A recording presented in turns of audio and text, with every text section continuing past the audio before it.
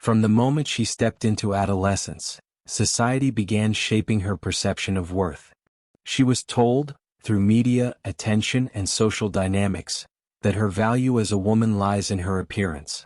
Compliments flooded her world. Likes, messages, stares, and praise became daily affirmations. Boys at school, men in the street, strangers online, all seemingly captivated just by her presence. And with every compliment, every gesture of attention, a subtle lesson was reinforced. Her beauty is power, and men exist to affirm it. Over time, she didn't need to chase anything. The world would come to her. Men bent themselves in half to win her approval, to stand out, to be chosen. Her confidence grew, but not from within. It was externally constructed, built on constant male pursuit. That pursuit became her mirror. It showed her how valuable she was, or at least that's what she believed. Attention became validation. Interest became proof of her desirability. And the moment it stopped, she felt less beautiful, less powerful, less enough. So when she meets a man who doesn't play along, who doesn't orbit her or offer the validation she's used to, she doesn't just feel confused, she feels unarmed. The tools she's relied on suddenly don't work. Her charm, her looks, her social influence, they fall flat against his stillness.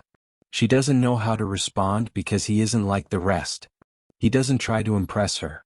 He doesn't overextend himself. He doesn't flinch at her distance. And in that stillness, in that calm refusal to chase, he becomes a mirror she's never looked into before. One that doesn't flatter her. One that doesn't feed her ego. One that forces her to question if she ever had power at all, or if it was simply borrowed, granted by men who never knew their own. Most men fall into the same pattern when they're around a woman they desire. They try too hard. They talk too much. They offer validation before it's earned. They chase. And in doing so, they unknowingly hand over all their power. They think their efforts will win her over, that proving themselves will ignite attraction. But what it really does is make them predictable, ordinary, easy to categorize. She doesn't feel desire for these men, she feels control. And control, while comforting to her ego, is the death of her respect. But when you don't chase, everything changes. You send a silent message that she's not the prize, you are. Not because you said it, not because you're playing games, but because your energy, your focus, your peace are not up for negotiation. You're not trying to impress her because you don't need to. You know your worth. Your time is sacred. Your attention is earned. And your life doesn't pause just because she walked in the room. This unnerves her. Not because she dislikes you, but because you don't operate by the rules she's accustomed to. You're not tripping over yourself to win her. You're not moving faster just because she smiled. You're composed, grounded, focused on your own world. And that makes her wonder, what does this man see in himself that makes him so calm? That question alone shifts the dynamic. She starts to feel curiosity instead of confidence, tension instead of control. You haven't rejected her, you've just refused to submit. And that's a language her ego isn't fluent in. You've made her realize that your validation isn't free. Your attention isn't automatic. And without even trying, you've done something no compliment ever could. You've forced her to look inward. That's the real power of not chasing. It creates gravity. And gravity always pulls. When you don't chase her, you put her in a position she's rarely experienced. Uncertainty. Her whole identity for years has been shaped around being pursued. It's how she's learned to measure her value. From teenage years through adulthood, male attention has been her scoreboard. Compliments, likes, flirty messages, and men competing for her time have been constant. So when a man like you comes along, unmoved, focused, and unfazed, it throws her off balance. She's never had to question where she stands. But now she does. And that uncertainty? It creates a powerful shift. You've taken her out of comfort and into curiosity. You've triggered the one feeling she can't manufacture with looks or charm, desire. Because desire doesn't grow in comfort, it grows in tension. And tension only exists when something isn't guaranteed. She doesn't know what to do with you. You're not reactive. You're not in a rush to please. You don't chase after breadcrumbs. You don't beg for time or attention. You're still, grounded, intentional. And because She can't read you like she can every other man. Her mind begins to race. Asterisk, why isn't he chasing me? Is he not interested? Or does he just not need me? Asterisk, those questions haunt her, because she's not used to being unsure. She's used to being in control. This is the paradox. While she may resist it on the surface, deep down she's drawn to it. Because women crave mystery. They're intrigued by strength. And they deeply respect what they can't manipulate. You become the anomaly in her life, the rare man who doesn't fall in line. And in that space of unpredictability, you become far more attractive than any man who ever chased her. Not because you tried harder, but because you didn't. And that, more than anything, is what she remembers. Most men are driven by fear when it comes to women. Fear of losing her, fear of missing out, fear that if they don't act fast enough, she'll slip away into the arms of someone else. That fear becomes their fuel. They chase not out of strength but out of anxiety. They rush to respond to texts, flood her with compliments, go out of their way to accommodate her, all to avoid the thought of being replaced. But what they don't realize is that this kind of behavior doesn't create attraction, it creates comfort. And comfort without challenge quickly turns into boredom. When you don't chase, you send a very different signal. You're not afraid of losing her. You're not moved by her tests, her silence, or her attempts to bait your attention. You're rooted, secure, calm. That calmness, that unshaken energy forces her to look at you differently. You're not reacting to her. You're choosing how and when to engage. You haven't put her on a pedestal. You've placed yourself beside your purpose, and that's the difference she can't ignore. She might act cold in response. She may throw jabs, ignore you, or accuse you of being arrogant or emotionally unavailable. But beneath all of that, something deeper is happening. Your indifference is doing what no compliment ever could. It's forcing her to question whether her beauty alone is enough. And for someone who's always relied on looks for power, that's a confronting thought. This is why she starts to feel uneasy around you. It's not that you're mistreating her.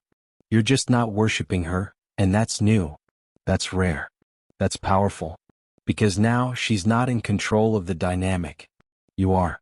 And the more you stand firm in your peace, the more she starts to feel a magnetic pull, drawn not to your words but to your presence. When you stop chasing, she doesn't just notice, she reacts. Not always directly but subtly and often strategically. You've broken the pattern she's used to, and that disruption causes discomfort. She's used to men who are predictable, eager, and responsive. She's used to being able to pull attention with minimal effort. So when you remain still, unbothered, and focused on your own path, it challenges everything she's come to expect from male behavior. Her first instinct is provocation. Not because she's genuinely angry but because she wants to know if she still holds influence over you. She might post pictures designed to draw your eye, more revealing, more polished, more curated. She may casually mention other men either as competition or to trigger jealousy.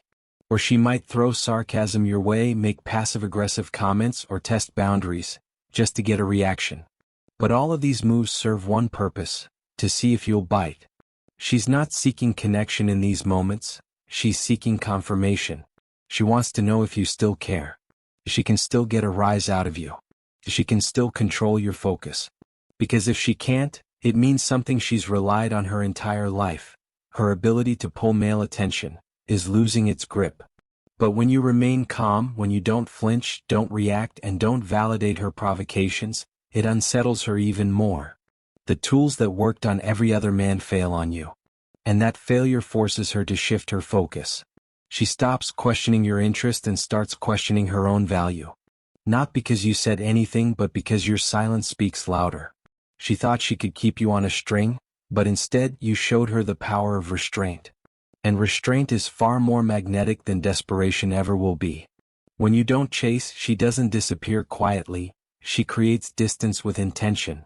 She goes cold, stops replying, acts busy, disengages. On the surface, it looks like she's moving on, but beneath it she's making a calculated move. She's hoping the silence will provoke panic. That the sudden absence of her attention will stir something inside you and make you break your composure. This is her way of flipping the dynamic, using scarcity to regain control. She wants you to wonder where she went, what she's doing, who she's talking to. She wants you to feel like you're losing her so you'll return to the chase. But here's the twist. This strategy only works if you fear losing her. If you've placed her on a pedestal, if your self-worth depends on her presence, you'll take the bait. You'll check in, double text, apologize for things you didn't do, just to reconnect. And the moment you do, the balance of power resets and you're back under her influence. But when you don't react, when you allow her distance without resistance, the game falls apart. Because her silence only has power if it rattles you. And when it doesn't, she starts to question everything. Asterisk, why isn't he chasing? Doesn't he care? Is he already over me? Did I misread his interest? Asterisk, those thoughts begin to flood her mind. Her silence, meant to trigger fear in you, ends up echoing louder in her own head. Eventually she'll return. Maybe casually, maybe with a soft excuse, pretending nothing happened. But make no mistake, she's coming back not because of your pursuit, but because of your lack of it. You showed her that her absence doesn't shake your world. And that's a rare kind of strength. One she can't help but notice. One she can't easily ignore. When she pulls away, it's never random or without reason. Even if she doesn't explicitly say what's bothering her, her withdrawal is a sign that something isn't sitting right. It could be doubt, frustration, or feeling misunderstood. Sometimes it's a test, a way to see how much you care or how you handle distance. But more often, it's about protecting herself from emotional discomfort. She might feel overwhelmed, vulnerable, or unsure of where the relationship stands, and pulling away becomes a defense mechanism. It's important to recognize that her retreat is not necessarily a sign that she wants to end things. More often, it's a signal that she needs space to process her feelings, reflect on the connection, and regain emotional balance. When she withdraws, she's not asking for a grand gesture or desperate pleas. Instead, what she truly needs is calm reassurance paired with patience. This means giving her room to breathe while making it clear, without pressure, that you're there when she's ready to talk. Reacting impulsively by chasing or demanding explanations can push her further away. She's likely to close off more, convinced that expressing herself isn't safe or worth the emotional risk. On the other hand, showing stability in your emotions and maintaining your own sense of calm creates a safe space for her to come back to. It lets her know that the relationship isn't a roller coaster ride of highs and lows, but something steady and reliable. When she eventually returns, it's not about rushing her to open up immediately. Instead, it's about listening without judgment, validating her feelings, and rebuilding trust slowly. That patience is what turns withdrawal from a warning sign into an opportunity for deeper connection. By honoring her need for distance without losing your own confidence, you demonstrate emotional maturity, and that is something she can't help but respect and appreciate. In the delicate dance of any relationship, knowing when to give space is as important as knowing when to be close. When she needs distance, it doesn't mean she loves you any less or that the bond is weakening. Rather, it's her way of processing emotions, sorting through thoughts, or simply finding herself again amidst the whirlwind of connection. Sometimes, emotional intensity can feel overwhelming, and stepping back allows her to regain clarity without the pressure of immediate interaction. This isn't a punishment or a sign of disinterest, but an essential moment of self-care and reflection. Respecting this space is crucial. It shows emotional intelligence and maturity, qualities that deepen trust and reinforce the foundation of any relationship. When she asks for distance, pushing for answers or trying to fill the silence with constant communication can lead to further withdrawal or resentment. Instead, honoring her need for time alone is a silent affirmation that you value her well-being and respect her autonomy. This balance between closeness and independence creates a healthy dynamic where both partners feel safe and understood. At the same time, it's important not to confuse space with absence. Giving room doesn't mean disappearing or becoming distant yourself. It means maintaining your own life, interests, and emotional stability while being quietly present and available when she's ready. This presence isn't about invading her solitude but about letting her know through subtle actions and consistent behavior that you're there, steady, reliable, and patient.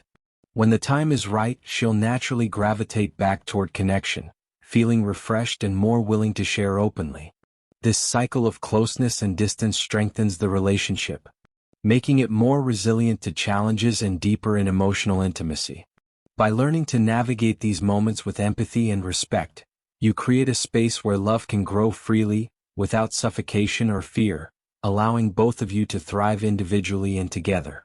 When it comes to building a meaningful connection, communication is the bridge that holds everything together. It's not just about talking, it's about truly listening, understanding, and responding in a way that fosters trust and openness. Words have power, but so do the silences between them. When she speaks, paying close attention to her tone, expressions, and feelings behind the words creates a deeper understanding than surface-level conversation ever could. It shows that you're genuinely interested in her world and emotions, which makes her feel valued and heard. Effective communication also means being honest and vulnerable. Sharing your own thoughts and feelings encourages her to do the same, creating a safe space where both of you can be authentic without fear of judgment. This transparency builds a stronger emotional bond because it removes barriers and pretenses, allowing both of you to connect on a real human level. At the same time, it's important to be patient and gentle, recognizing that everyone opens up at their own pace and comfort level. Nonverbal cues are equally vital in communication. Sometimes what isn't said speaks louder than words. The way she looks at you, her body language, or subtle changes in her mood. Being attuned to these signals helps you respond with empathy and care, making her feel understood even when words fail. It's in these moments of unspoken connection that trust grows strongest. Also, communication isn't just about sharing feelings. It's about resolving conflicts constructively. Disagreements will happen, but how you navigate them can either build or break the relationship. Approaching conflicts calmly, listening without interrupting, and seeking solutions together turns challenges into opportunities for growth. Ultimately, communication is the ongoing dialogue that weaves two lives into one story. When done with intention and kindness, it creates a foundation where love can flourish, vulnerabilities can be shared, and both of you can feel safe, respected, and deeply connected.